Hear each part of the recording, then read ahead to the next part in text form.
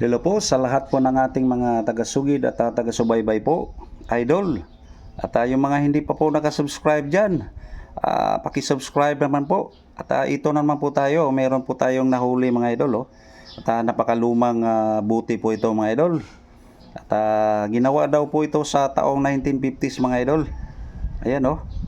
Sobrang tagal na ito mga idol at buhay na buhay pa. Nahukay ito sa mga gumagawa po ng mga puso negro mga idol. Ayan oh.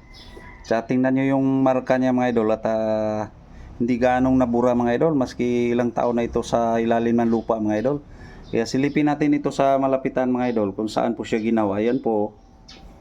Andun po yung lugar kung saan po siya ginawa. So sana at nasiyahan din po kayo nitong ating binabahagi mga idol. Napakagandang buti po. At panibagong dagdag na naman po ito sa collection po natin.